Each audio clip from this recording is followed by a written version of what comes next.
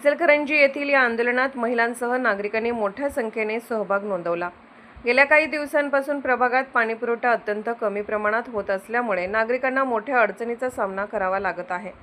काही भागात 2 ते 3 दिवसांनी पाणी येत असून तेही अत्यल्प दाबाने येत असल्याची तक्रार नागरिकांनी केली।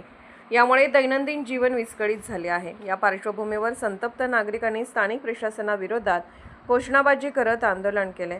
पाणी आमचा हक्क आहे, नियमित पाणी पुरवठा करा अशा घोषणा देत प्रशासनाचे लक्ष वेधण्याचा प्रयत्न करण्यात आला। आंदोलनकर्त्यांनी सांगितले की वारंवार तक्रारी करूनही प्रशासनाकडून ठोस उपाययोजना करण्यात आलेल्या नाहीत। त्यामुळेच आंदोलनाचा मार्ग अवलंबवावा लागला। तात्काळ पाणीपुरवठा सुरळीत न झाल्यास आंदोलन अधिक तीव्र करण्याचा इशाराही नागरिकांनी दिला आहे। दरम्यान स्थानिक प्रशासनाने नागरिकांच्या मागण्यांची दखल घेत लवकरच योग्य ती कारवाई करण्यात येईल असे आश्वासन दिले आहे। सतर्क लाईव्ह न्यूज राहुल भोळे, इचलकरंजी।